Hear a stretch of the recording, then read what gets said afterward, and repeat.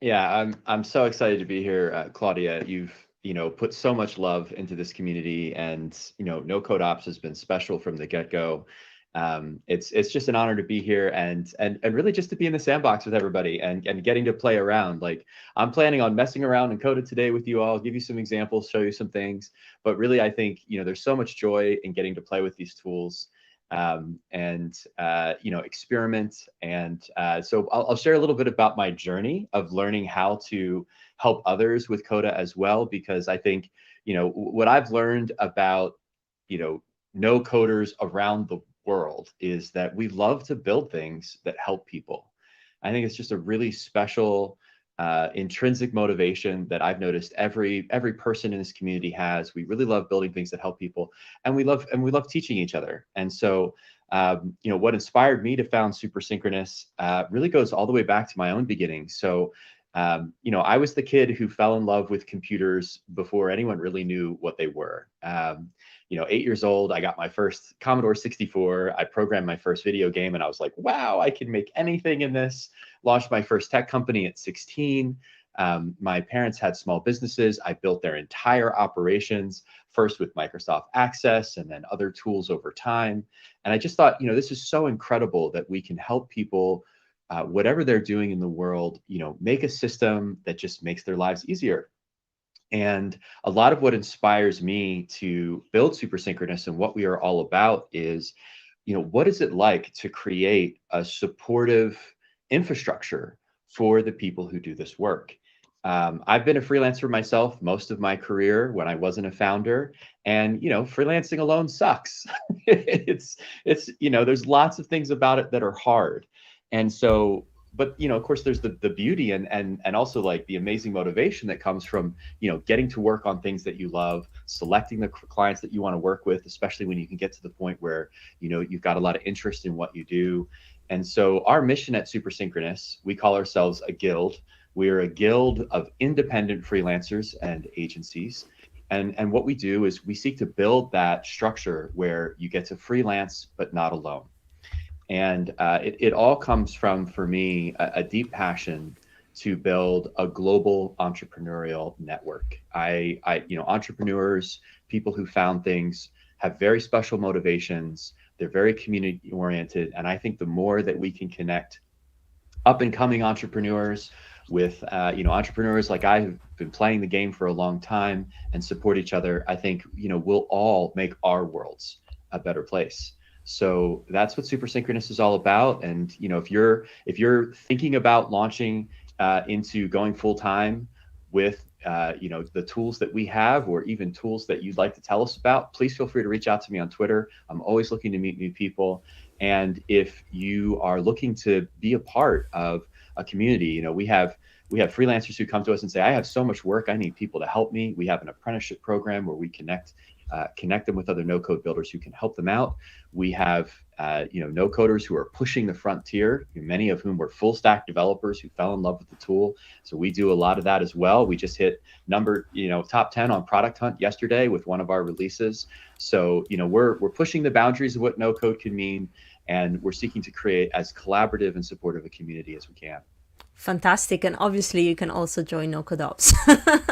Yes, definitely do that. I am, I'm hanging out in No Code Ops all the time. I tell my friends about it all the time. Sincerely, I feel that No Code Ops does two things really well. One, I always learn from the newsletters. It's amazing how, like, I'm keeping track of everything, and still, Claudia, I learned something new. So the newsletter is an amazing place to start. And then the community itself, the Discord community, has got truly some of the very best in the no-code world. I go there for help. I try to support people there as well. So, really, again, super grateful for No-Code Ops and that's a mission for what we're doing. Exactly. That's exactly what I was thinking, because we share the same ethos and the same kind of spirit of collaboration. And it's so true that no code at the end of the day is just empowering so many more people to finally build and realize, their ideas, their dreams, their projects. Whereas before you had an idea and then, it just put it back in your drawer. You know, it was just like, okay, I have this great idea, but I don't know how to do it. And, you know, I'm a florist or I'm something, you know, and I can never get into tech because, you know, it's so complicated and blah, blah, blah. And imagine how many of those people today can just sit here and just like watch these events or just learn with so many resources out there that communities provide, or websites, forums, blogs, you know, it's all out there, all the knowledge. And then what we do, I guess, in the space, we just facilitate those people to reach those resources and, you know, make their dreams come true, which is so empowering and like so satisfying for me as well as a community person, just to see the progress and, you know, the growth of these people and the members in our communities is fantastic. So yeah, I guess Great. enough with the beauty of no code. What do you have to show us today? Yeah, so I'll jump into sharing my screen here in a Sure. moment. So the first thing I just want to set the table with is, you know, I'm a geek, obviously, and so you know, when I first discovered Coda, I went really deep with it, and like a lot of really amazing tools out there, you know, that what you can do in these tools is amazing. But the reason that I picked this topic is because what I have learned is that when it comes to winning clients and when it comes to building great relationships with clients where you can add a lot of value, consistently, what I've learned is it actually starts with the team and creating a place where the team can coordinate together. So especially if you're using, you know, tools that are about building business processes or, you know, making life easier for a specific role or function, I encourage you to take not only from this talk what you can do with Coda, but notice the power of the simplicity of people being able to communicate with each other and then just keep extending that communication in really interesting and powerful ways. And I actually just came off a call with Shashir, the founder of Coda, where he was walking us through this same realization that he had that you can do a lot of amazing things now with these tools, but it always begins with what's really simple. So I'm going to start there. If you're an expert, if you're a pro, if you're someone who already really understands what you can do with these tools, this might feel a little simple in terms of a start. But what I would encourage you to notice is how I'm introducing these ideas, because I think the way that we introduce the tool to everyone else is the privilege and also the challenge that we all have as being really early in this space. And so with that, I'm going to dive right in. So let's see here. Can you see my screen okay? Yes, I can. Oh, awesome. We start with Minecraft. I'm already a Right? fan. Yeah. Right? I mean, this is the ethos. Like in my view, what Minecraft did for games is what, you know, Coda does for documents. It is a place where you can run around and, you know, make some pretty things, or you can build some stuff, you can make redstone mechanics, and we're going to walk through a survey of those things. But what I wanted to talk about is, okay, if I'm going to build a hub for a team, what are some of the things that I need to do? Well, first, I need to know who my team members are. And then, you know, often a team hub is about the things we're going to communicate. We already have initiatives. So like, what are we doing and where are we with that? But another really powerful thing that teams do is they decide what to do next. And sometimes that's a collective decision. Sometimes that's informing people. Sometimes that's asking for support. Like, hey, I'm trying to figure out what to do next. What do you think? So we're going to walk through some of that. A lot of that gets encapsulated in team meetings. Supersynchronous comes from a concept in astronomy, which is two planetary bodies that orbit each other. And so we think about work as being synchronous and asynchronous. And if you can design work to be optional in either way, you get super synchronous. So my favorite form of team meetings are meetings that work, whether you do them just in a document, whether a few people are there in real time with each other, whether you prepare for the meeting beforehand, or you're all just furiously doing it right at the start of the meeting. And we're going to talk through some of the tools that Coda gives you that creates that flexibility so that you can really have empathy for your team in whatever level they're working on and what level of their engagement or context that they have coming into that discussion. And then I'm going to preview personal dashboards The beauty of a team hub is that you can give each team member their own view, not only into their own work and what was that thing I said last team meeting I'm going to do, or what was that commitment that I made, where am I at with that, making it easy to organize all those things. So these are the things we're going to go through.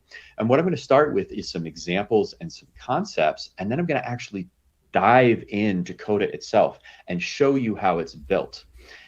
So let's start with Coda's environment. Like what we have right here is pages, and pages can have subpages. So pretty similar to other, sort of company wiki type models that we see that are really popular now, where we can build, deeper and deeper pages. And so this right here is my walkthrough. We're going to talk about what is Coda.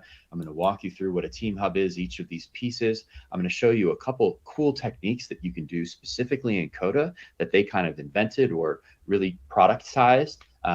Practices in companies like Google, Figma, Stripe, Zoom, that they've been able to bring in and make accessible for other people. I'm going to show you how to take advantage of that. And then with whatever time we have remaining, we might play around and just sort of build it from scratch here as well. So with that, I'll jump right in. So a Coda page has some really interesting options. You can see right here, I've got this cover photo. I can, create my heading. I can create this checklist. And here's how easy it is to create a checklist, by the way. Just 2 brackets and boom, here's a new item.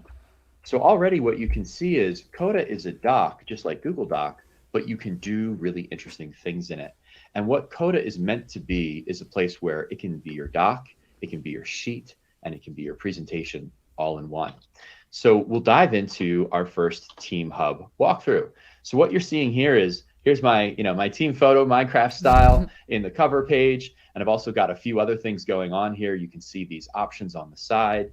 We've got a subtitle. I can add myself as an author, and it's kind of fun. You can just turn these buttons on and off, and it allows you to design for this. Part of what we're looking for is, I think no code is really amazing in that you can build things for people, but also it's even more epic from what I've seen when you can build things with people. We've built so many tools and processes for others, and I have 2 decades of building products for people. And one of the biggest problems that there are in products is you can build something that really helps someone, even for yourself, and then you never use it. I know a lot of people in the no-code community have seen that, where they're like, 100 people told me that this is something they needed and I built it and now nobody's using it. That's a really common problem in product. And by the way, if you're having that experience, like, there's nothing wrong with you. That's one of the real challenges of building products for people, is there's solving the problem and then there's getting people to use it. And so one of the cool things about Coda that I found is that by giving people an on-ramp to some of these tools, they're actually able to play with it themselves, and then they become more invested in, hey, could you make the doc do this? And we're gonna drive through some of that opportunity. So what you're seeing right here are buttons. I can actually change the size of these buttons. Each page basically is designed so that you can either show it like this. So you can see I'm jumping around here by clicking on one of those pages. You can do it at a medium size, or you can do it at a large. And I really like this large view whenever I'm doing an entry level, because it's exciting and it kind of gives people a sense of like, oh, this is polished and I can work together. By the way, if you'd like to actually join this doc right here, I'm going to go ahead and share this in the chat. I would love for anyone who feels like it to just come right on board and play along with it. So give me a minute here while I gather town. That would be awesome. Yeah, it's down bottom right. There it is. There it is. All right, cool. So if anyone wants to just come in and play, we're gonna push some buttons. We're gonna tag some things. You're welcome to type into this doc, and you'll get to see sort of how interactive this can be. So we'll start with just what is Coda. If we think about Google Docs as a start, it's a really good place to start. So it's just a document in the cloud, and I can do things like I can have a heading, I can have some columns, I can have bulleted items, and then there's these interactive items where like I can have these little interactive buttons, and we're going to show how interactive this can get over time. But this is actually where I like to start. And what I see most people who use Coda start with is they just use it as a replacement for Google Docs. They just start by putting their standard operating practices in it, building a knowledge wiki, just organizing their own thinking, taking notes, whatever it might be. And then from there, you begin to give this doc superpowers. Because one of the most powerful things we can now do, oh, hey, thanks for joining in, David. So you can see there, oh, by the way, I can see where David is on this doc right now. I'm gonna go spy on you, David. Oh, you're on this page. That's great. So if you click on the person's avatar, it will take you to where they are in the doc. And that's the other thing I love about Coda is it is truly a multiplayer doc. Yeah, there you go. So if like I highlight something on here, David's seeing it on his side. David, maybe if you want to highlight, yeah, thanks, man. So this multiplayer experience at first can feel a little like, do I click things? You know, am I going to mess something up for somebody else? But actually, the more that you as a team get comfortable playing with it together, the more it becomes something where what you're beginning to do is sharing your thinking with each other in real time. So just like in Minecraft, where like you might start building a house with someone and maybe they'll build a garden and then you run over and put a fence around it and they come in and build a bed, like that collaborative building experience is just really rewarding for all of us. And you can do that just with the doc layer. And it's a great way to start with your team and play with it. All right, shall we go to the next level, Claudia? What do you think? Yeah, sure. I'm playing around with it myself. I'm in your doc. Yeah, it's awesome. Okay, I have to ask this. Is this what you use for your team as Supersynchronous? It is. We use this to organize so many different things. We actually run our finances in it. We run our project management. We run our invoicing. We run our sales CRM. We run our recruiting process. Coda can truly run your entire organization. We see a lot of consultants actually use Coda to build out onboarding docs for their clients, give them their worksheets and workbooks. We build learning programs in this. It's really amazing what you can build. And the foundation of all of that is being able to bring in a table.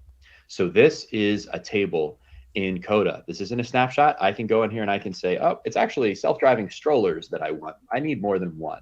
I can do things like say, oh, well, this task is, not started yet. I can update, these elements here. I can see who's assigned to it, or I can assign other people as I go. So I'm going to say like, Claudia, this is yours now.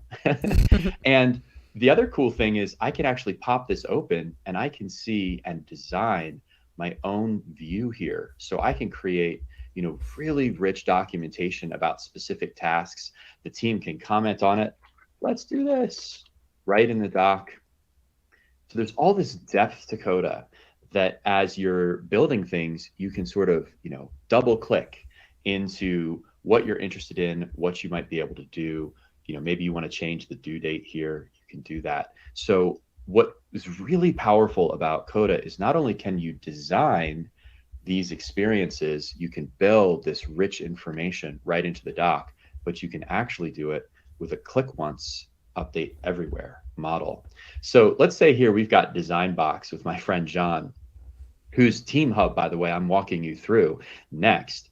And what you can see here is, let's say John is looking at this saying, well, I haven't started this because this is really not going to take 11 days. I think I can get it done in like 5 days. And what you can see right there is it moved this one here. So when the mapping team gets together, these 3 team members, and go, okay, we're talking about our projects and maybe adding the street view is actually on hold because we're waiting on something else. Oh, there you go. It updated here. So what's great is you can build an overall view for leadership or for a client or for you managing multiple people in some way, shape, or form, or a process. You can see the whole view, but then you can give each individual team their own. And when they make changes here, it updates there. This click once, update everywhere is why we build all of our processes in Coda. It's why we can run our whole company on it, is because when one person takes an action, it's creating that real-time experience for everybody else. And there's some pretty cool things you can do from there. So we can do things like we can have timelines. And when I change that project, let's say it's much longer than I thought it was going to be, there we go. Or if I change its status, it updates right in the timeline. You might have even seen here in my little Kanban board, I updated it from on hold to in progress, but well, yeah, actually I hit a blocker again. So now it's updating it again to on hold. So you can have these different views, timetable, Kanban boards, various charting and so on, and it's all being updated in real time. Is So when it we think pulling about building our the team hubs, we can do that. is it pulling Yeah. the data from somewhere? Yes. This, I'll give you a little sneak peek here. So this is the actual table that the data is in. This right here is a view of that, and we'll say view of tasks, mapping team. So, if you were solving this problem before, say, like in Google Sheets, you'd have a sheet over here and a doc over there, and maybe be trying to pull the information back and forth. But with Coda, you can put the data right into the doc, and then you can design these views, and the views can have different formats. They can look like a table, they can look like a chart, they can look like a Kanban board. Mm-hmm. Okay, so now we're going to go and give this the Mario Power Superstar. Are we ready? Here we go. What Coda has behind it that's really, really incredible is a complete formula language. So just like Excel has formula, Coda has formulas. So I can do something and say like, all right, just how many tasks do we even have right now? I can count those tasks. I can say things like, you know what? I'm trying to figure out what 5 plus 5 is. What is that again? You can do trigonometry. We know scientists are using Coda on a pretty regular basis. My co-founder is doing some high science in Coda with this formula language. So you can do some pretty cool stuff with the formula language. Definitely encourage you to check it out. If you're a dev, devs love Coda because of this. But you can also do things and say like, okay, well, what are just like, I just want to know like for the tasks, what team is using it? And I just want to see the tasks for the mapping team. There we go. So you can see that right there, that mapping team. And now it's going to give me a list. Maybe I don't want it to look like this. Maybe I want it to look like a bulleted list.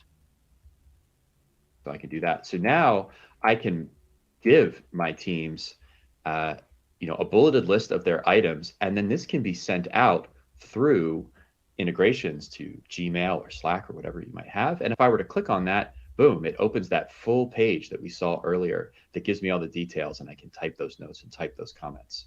So there's a way in which everything in Coda is connected to each other, and these formulas really power a lot of the special things that we're able to do with it. It also has buttons. So I can say, all right, mapping team, actually, we need to go visit Colorado. And this button, what this button is going to do when I click it, is just going to add that as a task. And just to give you a preview here, the button settings itself, there's my label for the button, and there's my action. I'm going to add a row. I'm going to add it to the task table. And I'm going to preset that task name to right here, this control box, and the team, which I've selected here. There's all my team members. So I could say sensors. Why don't you go visit California? And it will add it to the sensor team.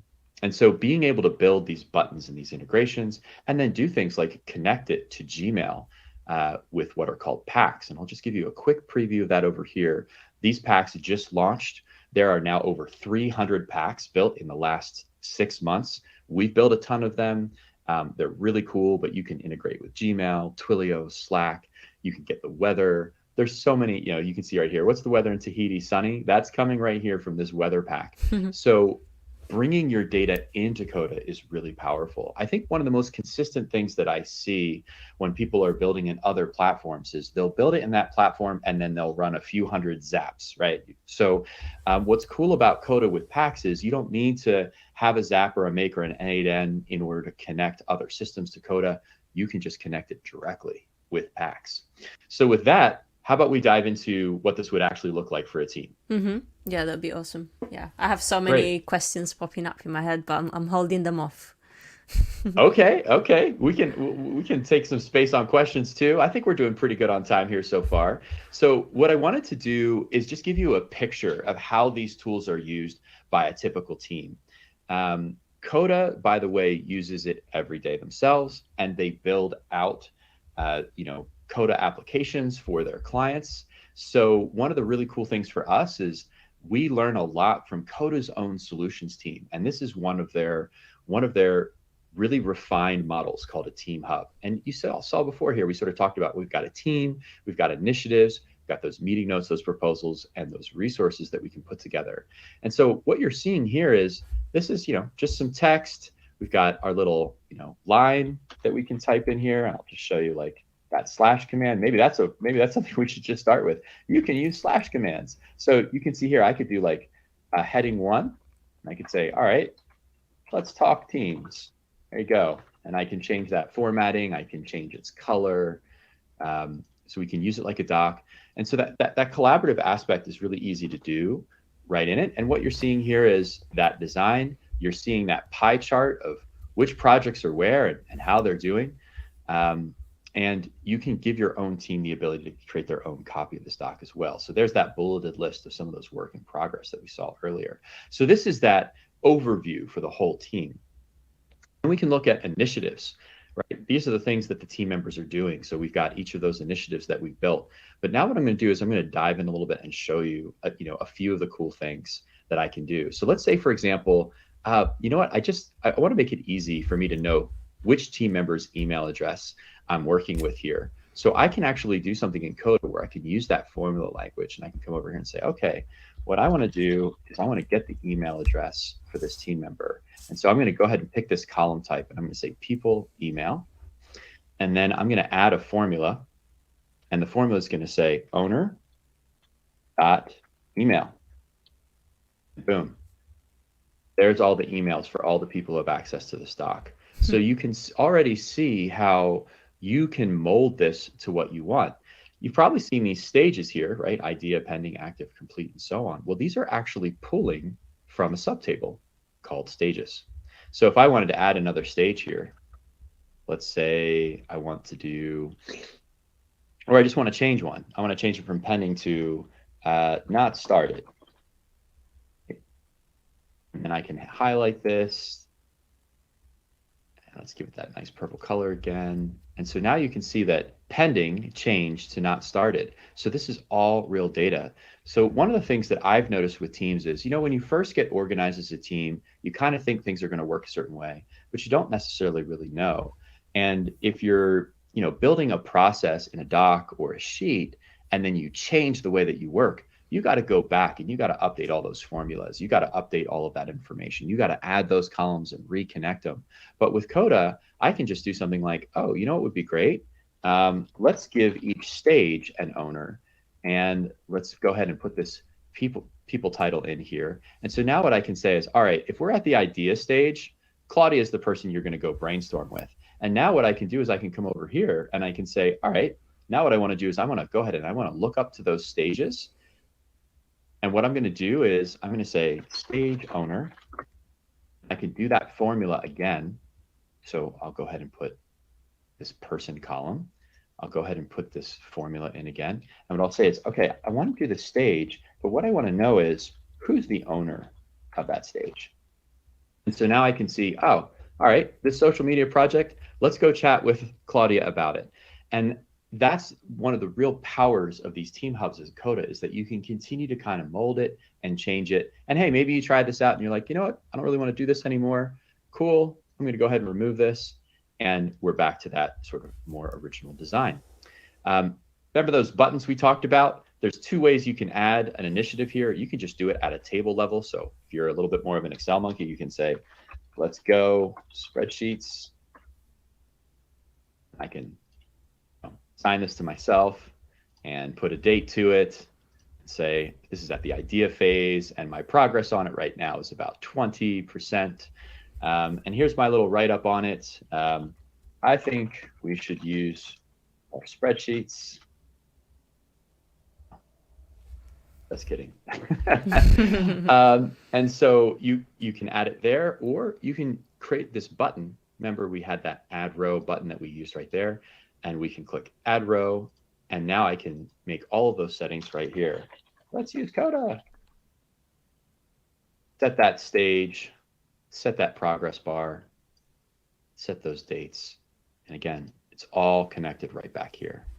So I'm curious, Claudia, why don't we take one question? Yeah, no, I was just like, top of mind. Yeah, just it's inevitable to just compare, right? I was just thinking like, okay, how do you Airtable? This to me looks like a combo of Airtable and Notion, kind of put together in a nice beautiful UI interface, which I love because I'm a visual learner. So I'm loving what I'm seeing.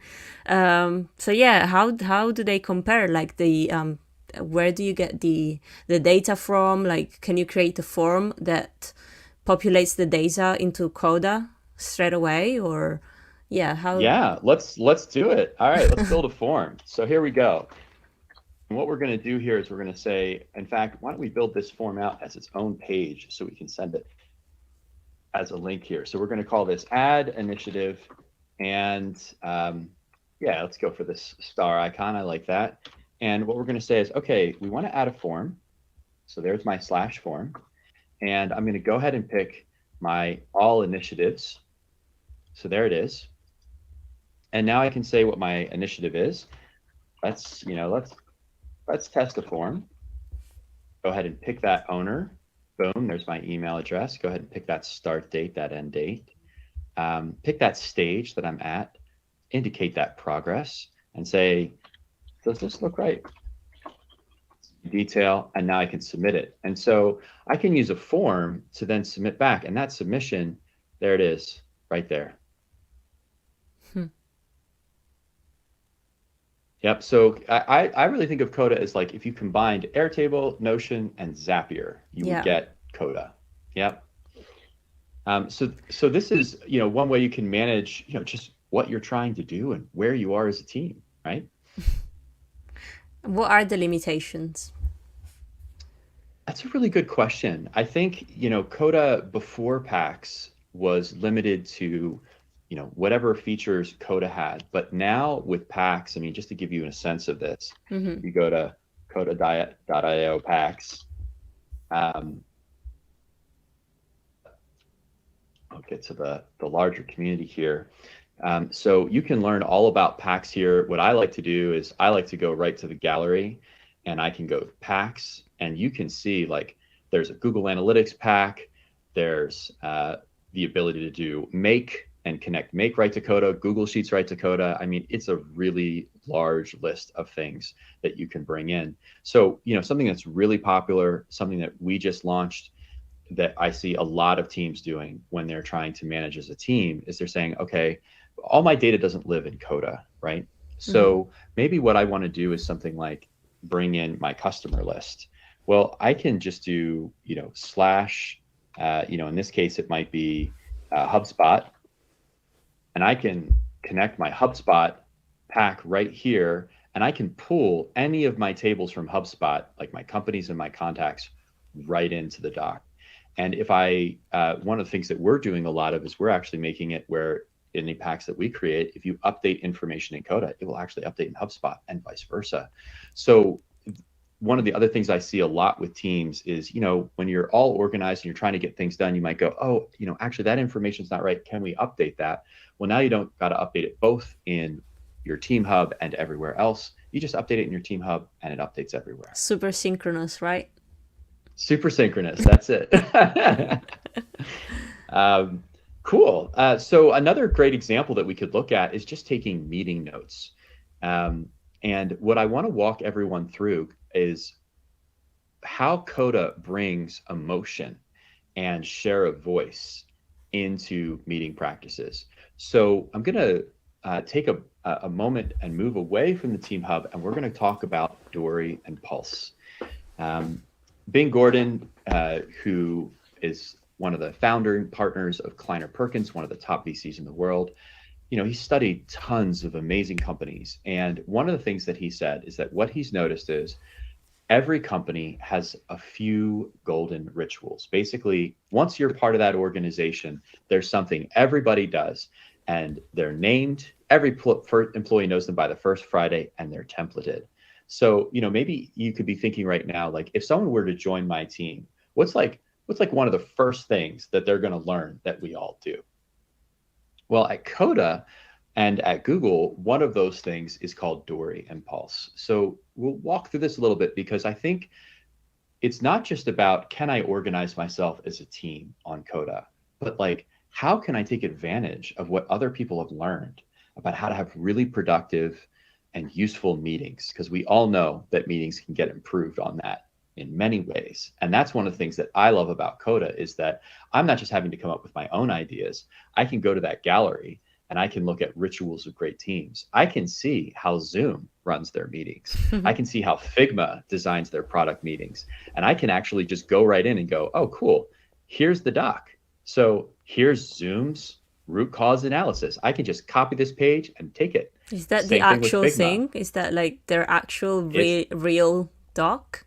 Yeah, it's their actual real doc. Obviously a template version, but it's the same template version that they share with new teams or, you know, new team members to get used to it. So you can kind of see, you can be inspired by the way other people are using this. And Dorian Pulse, which you can find right here on you know, Coda's gallery as well, is the exercise that I'm going to take you through, because I found that this is just really powerful. Let's talk about one of the big problems in a meeting. If people at different levels are at a meeting, for example, myself as a founder and maybe a new team member, if I say something, it might cause that new team member to feel like they don't want to contradict me, or maybe they don't even feel comfortable saying anything yet. And so, like, how can we create more share of voice? How can we make it so that when we're in a meeting, we're really getting everyone's insights? And the cool thing about Coda is we have templates, so we can actually just pull that template right in. And here's what a Dorian Pulse looks like. Basically, what it allows us to do is add topics and upvote it. So we talk about the items first that most people have questions about or want to discuss. And we have the ability to then see, we can survey the group and say, hey, like, Pulse, how do you feel about blank? And everyone can feel it out. Now, what's key here is it's much better if you start this process without anyone being able to see anyone else's answers. So what you can see here is, since I'm the author for everything, I'm able to see, you know, all of these posts. But Claudia, why don't we go for it? I've turned this off. Are you game to click this add a topic button and put a topic for discussion? Maybe throw one of your questions on that we haven't covered yet. Sure. Great. Let's see. And if anyone else wants to do this as well, go for it.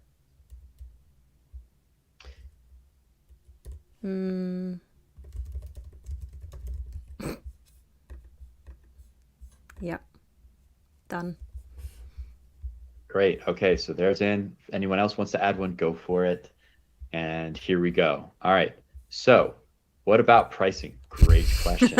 Yep. All right. So if you tab away from your entry right there, or if you click the add topic button, it'll go ahead and update. Great.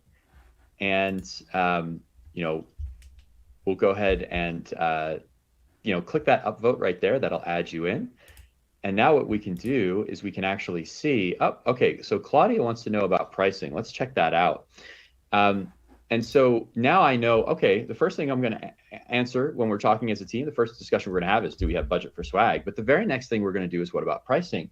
And, you know, another identity over here on the side, and I can actually have my alter ego upvote your question. So yeah, let's go talk about Coda's pricing, because it's actually really, really interesting. It's different than anything I've ever seen before. So here's something pretty cool.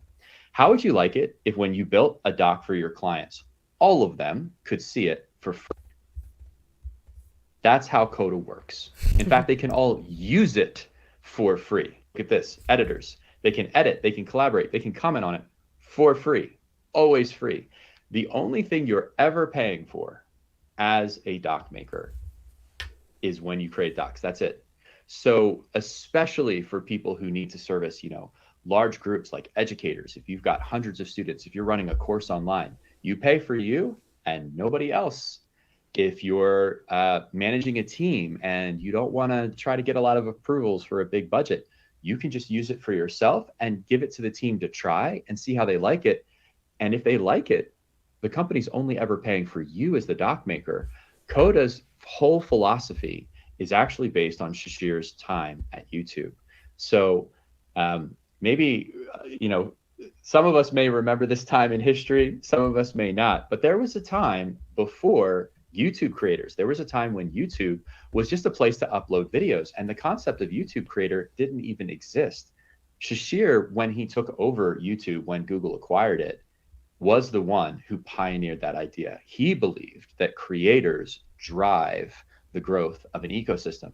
And so he's bringing the YouTube creator playbook and mindset to Coda. And that's what you're seeing here. So it's only creators that actually are being billed. Everyone else can just participate and enjoy it. And I think this is one of the reasons why Coda has grown so quickly. So you can see those different pricing patterns here. There's a free version. I see, most people who are using Coda get a very long way on the free version, no problem. Then you can use this pro version, which is really great if, you start actually wanting to run things. And then of course, if you have multiple team members who might be on it, this is the level that I see, groups like us using it on. And then Coda even has an enterprise offering. So if you end up building things for clients that are much larger, Coda has SOC type 2 security. They have single sign-on. So, even companies like, that have tens of thousands of employees use Coda because it's secure. So you can also have that security yourself as a maker, that whatever you're building in Coda, if you were to win a much larger client, they would be able to use that in a secure way. That's really great. That's super important as well. Yeah. Yeah, and it's something I deeply believe, by the way. I know we're all getting started in this community. I know for most of us, we're working with smaller businesses or friends or, maybe mid-sized companies. But I can tell you, having spoken with, a lot of enterprise companies and platforms, that big companies are learning the power of no code, and they want it. And that's a big part of our mission at Supersynchronous, is to make no code more accessible to enterprise organizations. We work in healthcare, we work in finance, we work in highly regulated spaces with no code tools. And that's one of the reasons we love Coda. Yeah, we're like optimizers rather than... Yes. Yeah, I still haven't found the term like no code operator, citizen developer. Yeah, they're all good. I don't love any of them particularly. Maybe I shouldn't be saying that, but I totally agree. We've been calling them ops developers because they're, in our view, they're people who think like developers who design ops. But even that hasn't necessarily connected. So yesterday, someone said, "Well, what does an ops developer do?" And I was like, "Oh, well, they're like programmers who go in and they design your operations." And they're like, "You mean like they're productivity engineers?" And I thought that was really interesting. So I'm playing around with productivity engineers or boosters as well, and seeing boosters. Productivity boosters is a cool term as well. Yeah, because I think in the end, that's what this is all about, right? How do we be more productive? How can we have a clear mind when we're working together? How can we just know what's going on instead of, trying to keep track of 1,000 notifications and 50 email threads, right?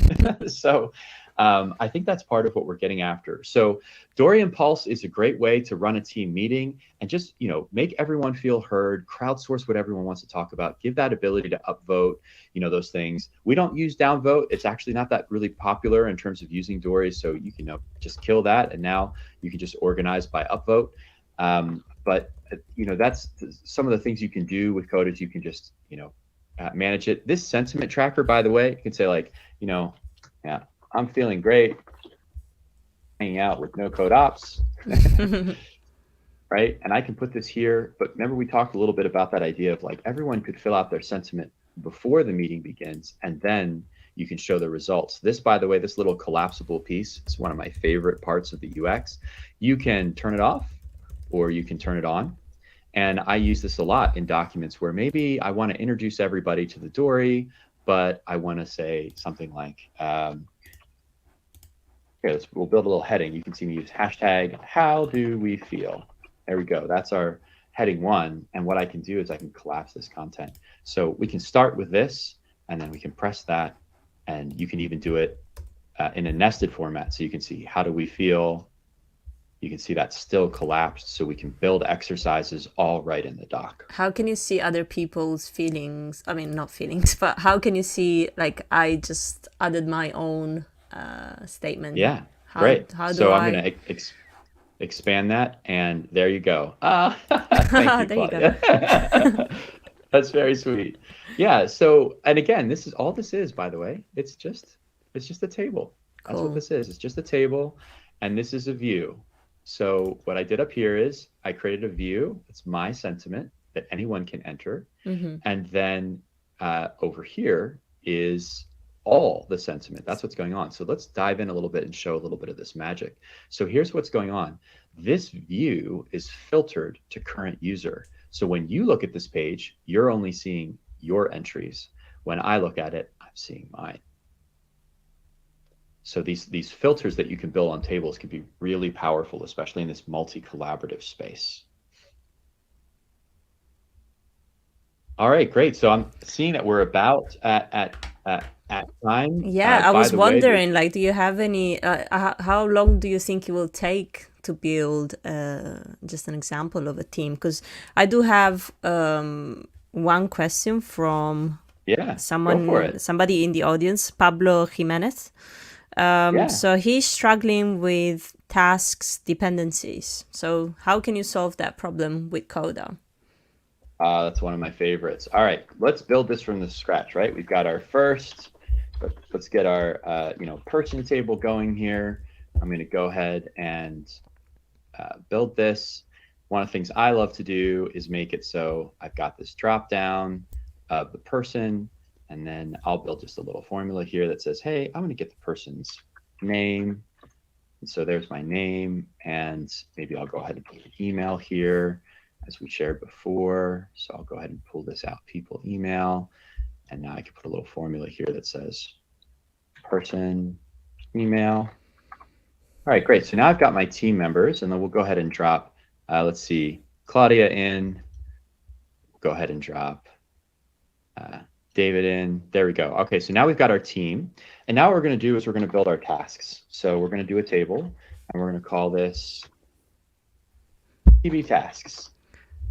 And this is going to be the task itself. This is going to be our start, and this is going to be our status. And so start is going to be a date, and status is actually going to be a lookup. So we're going to go ahead and build that table right now, and we'll call this DB status. And our status might be, I like to call it display instead of name, just so it's a little bit different. And we start saying like, okay, new, started, done. So there's our options there. And maybe we just want to color it. I say like, okay, done's going to be blue, and started is going to be green, and new is going to be gray. All right, so now we've got all of our statuses, and I'm going to turn this into what's called a lookup. So I can get that DB status right there, and I can build out, my different tasks. So we'll say, let's get started. Here's an item. All right, so there's our different tasks. We can pick those dates for them.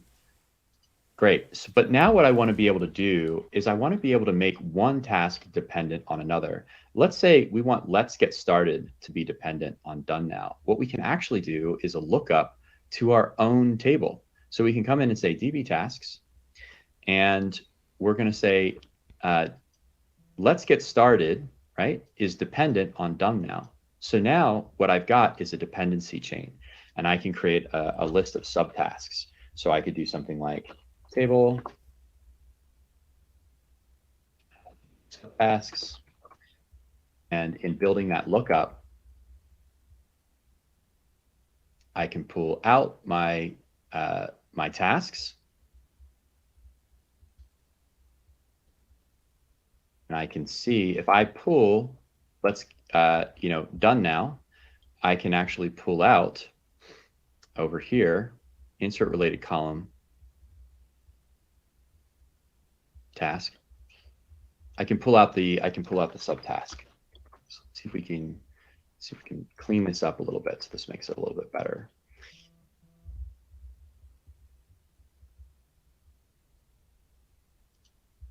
So let's get started and insert related column. There we go. Done now. And so what I like to do, when I'm building out some models like this, you can actually do it just in the main table. So I'll go ahead and do that now. I'm just going to collapse this one. And what I'm going to do is I'm going to say, all right, what I actually want to do is I want to group my tasks by DB tasks. And so now I can see, once done now is done, these are my subtasks. And so grouping is how you can organize, all of your subtasks, pretty easily. And let's just go ahead and call this, T1 tasks. And so I can change how each of these work based off of filters and so on. And maybe something that I can share out as a part of the follow-up to this is a little bit of a deeper walkthrough of how I've seen dependency tasks work. But just to make it easy, timeline with dependency is a template that I can pull up, and you can see that right here. Here's some tasks, here's those dependent tasks, and here's a timeline that organizes all of those. And so when I add a task, I can group it based on, the dependency task that it might have. So there's lots of great examples, again, in the gallery. If you want to go here and look at project management, there's quite a number of templates that you can pull that handle dependency tasks in a couple different ways. This is the one that I like: how to build task dependencies with durations that go across all kinds of different systems. And you can see that template right here. So again, you can see that task, you can see that dependency, and then you can build out, Gantt and calendar views and a lot of other things that are built on it. Mm-hmm. What other questions did you have, Claudia? Or were there any other questions from the group? Yeah, just one more question from me, and then just anyone here in the community, if you have any questions, please do jump on your mics if you're in Gather, or write them down in the chat if you're watching us on YouTube. We'll try our best to ask our guests. But yeah, my last question on my side, the formulas, right? Yes. Is there how do you learn about them?